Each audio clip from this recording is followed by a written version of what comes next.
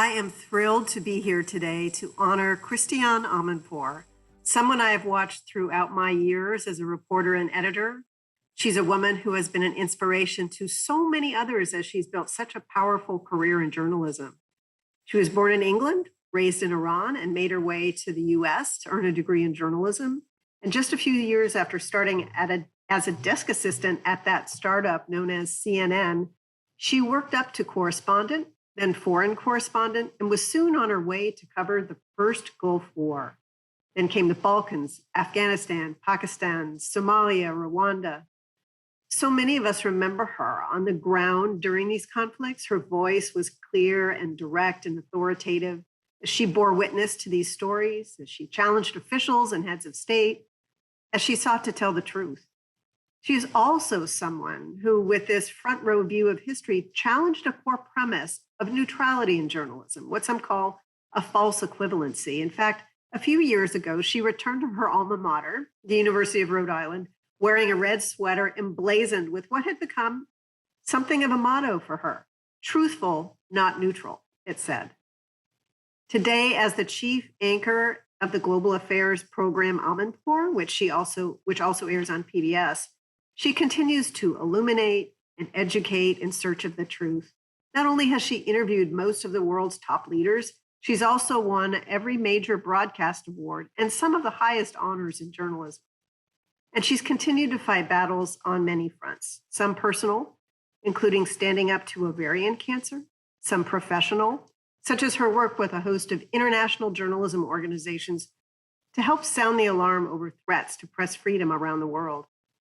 Christiane has been particularly outspoken in her support of women journalists. She wrote the foreword for a book published a few years ago, a collection of essays by Arab women who report on the Arab world. Here's what she said.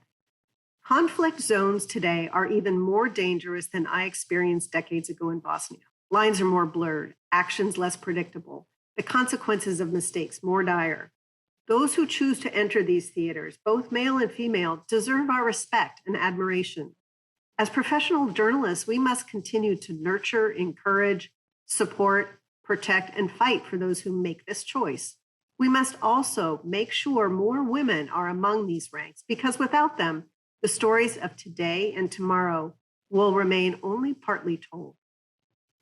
I am so thankful for the work of Christiane Amanpour. And now, let's hear from some of her colleagues. She's like a laser focused on the truth. She is courageous. She is a person who is authentically herself. And I would say is curious and yet uncompromising about her own principles, her values, and able to articulate those principles and values every day in the work that she does.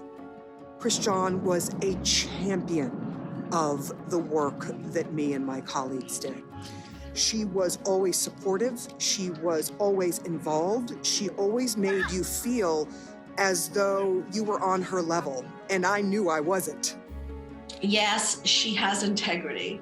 She is a citizen of the world who cares deeply about the human beings that populate it. And I would say that she has displayed rare ability to look at the 30,000-foot geopolitics of things and also at the very human toll. She has more than just integrity. She has shown kindness and help in a business where you always hear about the backbiting of others. Christiane has shown us how to be not just a journalist, but a friend and a wonderful female role model. She is both a journalist filled with integrity and a human being filled with integrity. Christiane, it is truly a privilege to honor you with the Larry Foster Award for Integrity in Public Communications. Congratulations. Well, Suki and everybody, thank you so much. And here I actually have it in my London office. By the magic of telecommunications and teleporting, it arrived. So I'm very, very proud, really I am, particularly since this one is specifically for, as you describe it, integrity and ethical concerns in our very, very difficult times that we navigate right now. So this particularly does mean a lot. Thank you. We have a number of questions we wanted to get through, a few from the universities that we work with. But I just wanted to start out, you've had such a profound impact from your work on the front lines, as well as the anchor desk through wars and disinformation campaigns, and like so many of us being labeled as the enemy of the people. What continues to drive you? What powers your journalism? What keeps you in this profession? Well, precisely because I know we're not the enemy of people. We're exactly the opposite. We're their best friends because we're there to stand up for them, to tell their stories and to tell it truthfully, and not to play this bad and wrong game of either moral equivalency or both-siderism in terms of journalism. The truth is the truth. And I know that's an unpopular and an increasingly endangered concept right now, but I actually do believe that it exists. Of course, around it, you do have nuance and you have history and you have context, but the truth is the truth. And so the way I was able to, without really thinking of it as a big deal, because that's what we used to do as reporters, used to go out and actually find the story, talk to the people to whom the story was being done, and then report it back to your viewers, our viewers. Now you see rather too much armchair analysis. I call them armchair generals, armchair warriors, people who just go somewhere, stand in front of a camera and do live shots all day. That is not what I used to do. What I used to do, and what I believe to be real journalism, is to be the eyes and ears of our viewers, to go out, whether it's a Bosnia or even now Ukraine and Russia, to go out and actually talk to the people on the very, very ground level. And then also talk to the soldiers, also talk to the leaders. You have to get a full picture of what's going on.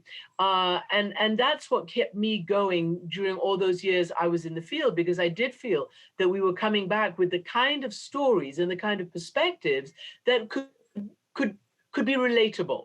I think it's much more relatable to an American audience or a global audience when you hear from people themselves, and when it's not just all about the journalist yammering or having the camera trained on us. That's not the journalist that I grew up to be. So I want to build on that a little bit, going back to that mantra, truthful, not neutral. Can you explain that a little bit? And particularly given the backdrop of widespread disinformation campaigns here and around the world?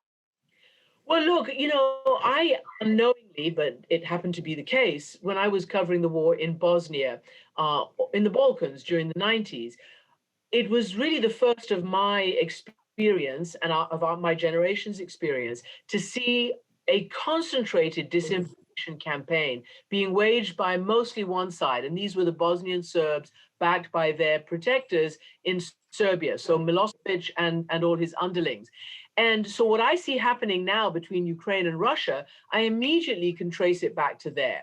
And I can see that, even the idea of false flags, right? The idea, for instance, in Bosnia, there were several, gruesome attacks on the city of Sarajevo, which we know to have been besieged by the Bosnian Serbs, again, with their Serbian military backers, heavy artillery on the hills, sniping from the hills and shooting the civilians and us as well down in the city of Sarajevo, which was in the valley. All to say that we knew all this, and yet when a terrible, bloody disaster happened in Sarajevo, suddenly it wasn't the Serbs who did it. Oh my goodness, it couldn't have been. It must have been the victims who did it to themselves. These were false flag operations, the famous market massacres. I mean, it took forever for the world to understand that this actually happened to the victims in the city. But at that time, the Serbs used to say, no, it was the Muslims who did it to themselves. And therefore the rest of the world said, okay, then we can't intervene. We mustn't go in to help because all sides are equally guilty. And, centuries of ethnic hatred, all disinformation, which we're seeing in much more sophisticated forms between Russia and Ukraine right now. And so I have this sort of background that I can pull on. And bringing it back to the truthful, not neutral, that kind of context allows a disinterested international community to sit back and not enter and not take part in trying to rescue or help the victims. Because if all sides are equally guilty, and oh my goodness, if the victims are actually doing it to themselves, then what are we going to do to intervene? Well, we knew that that wasn't true. And so I learned in Bosnia to be truthful and not neutral. And because Bosnia was a case first of ethnic cleansing and then genocide, I simply grew to understand, and it was a learning, thing for me, because it was my first major war of this kind, that I could not be an accessory, A, to lies, and B, to genocide. Well, that leads into my next question. And the Page Center is focused on the intersection of just these things: integrity, trust, credibility, communication. We ask students and faculty to submit questions, and a number of them focused on ethical and moral challenges. And Penn State's Gianna Delegati has a question. Can you recall a time where your integrity and ethics were put to the test? Yes, and it was right again in Bosnia, but many times. Israel, Palestine, I'm always accused of whatever, favoring one or the other, but usually the Israelis accuse me of favoring the Palestinians. Or Iran, United States, I'm accused, because I grew up in Iran, of siding with the Iranians. Or again in Bosnia, accused of quote unquote siding with the Muslims, I'm sorry to say, but this is what people used to say about journalists, going native, right? Sort of Stockholm syndrome. Well, of course, I knew that that wasn't true. I'm just incredibly fair, firm, and I seek the truth as best as possible. The people who criticize are the people who do not want to hear the truth because it doesn't fit their political narrative or their vision of whether they should help or move in. But I was very, very upset when over Bosnia, in the first couple of years, an article had been written about my coverage there, and an anonymous source inside CNN, so one of my colleagues had said, it's very troubling. She's siding with just one party to this, and she's lost her objectivity. Well, that made me very upset, obviously, but it also made me sit back and ask myself, and now I use it in speeches and anytime I can instruct or talk about this, it made me define the notion of objectivity. And so I said, and I say, objectivity means giving all sides a hearing, of course. It does not mean saying all sides are equal. It does not mean creating either a factual or a moral false equivalence. And that for me was, it was something that I came to because I had been criticized. And all to say that I'm glad I was criticized. It created a necessity for me to re-examine my own code of conduct and professional ethics, and to say, well, yeah, this really hurts, but, and I was young then, and it stood me in good stead for the rest of my career, and it gave me a solid foundation. That's a great story. You have talked about the threats, physical threats, particularly when you were in war zones, but also more recently about different kinds of threats that journalists are feeling, moral threats to their courage, and that just being in a war zone is courageous, but it's also courageous to be a journalist anywhere today. Can you talk about that moral courage a little bit? Well, I go back and I often like to quote Robert F. Kennedy, who in South Africa talked about, the moral imperative, the conscience, and that, when you talk about conscience and you talk about you define what is your moral imperative, then those ripples are much, much wider than just standing up, to physical danger. Moral courage is as important as physical courage. And often that's just very difficult for very many people. I'm sure it was difficult for me at one time. There are many reasons for it, because when you take a stand, you have to be prepared to defend that stand, first and foremost.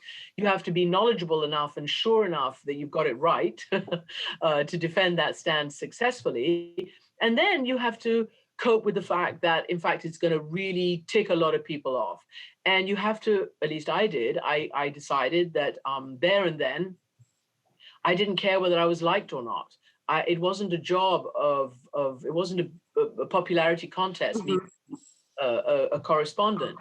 And that was very liberating because that allowed me to be more courageous than I might have been, I mean, morally, than I might have been had I been second guessing everybody who was watching, thinking, and judging me. And when I say me, I really do mean CNN as well, because I'm me because of CNN. The reason is because I'm on a global platform that was the first global platform before any other global platform. And so we were big targets, and I was a big target. But I think on balance, I'm really pleased with the way it's all turned out. Well, speaking of CNN, so many institutions are under fire these days, including media companies. They've been disrupted by technology. Some have been entangled in politics or controversy. Recently, CNN itself has seen challenges through the Como investigations and recent departure of its president. A question from Enrique Nunez Musa from Michigan State University is this: how do you evaluate the evolution of CNN since you began reporting at the network? Well, I said that I believe that there have been, three very, very consequential presidents of CNN under the auspices of Ted Turner, the founder, who created a revolution in our medium and in our information age. At that crucial point in the 20th century, Ted Turner came along with this startup, but that had such a massive impact on the world and on the world of information. And at a time when information was becoming the main tool of power. It wasn't money, it wasn't position like royalty or whatever. It really was information. Who has the information has the power. And we see it being played out in a much more corrupt way right now with fake news and conspiracy theories and all the algorithms and the way social media plays into it. But at the time, it was a slightly more pure form of information. So first of all, to join a platform that was revolutionary was something phenomenal. We didn't understand fully how revolutionary it was as we were the foot soldiers, conducting this revolution, but it really was. So that was the evolution of CNN, that Ted Turner said, we're not going to be elitist. We're not going to be, just holding information for the powerful few. We want to democratize information, which is what he did, not just with CNN, but with CNN International, because 5 years after creating CNN, he took it internationally.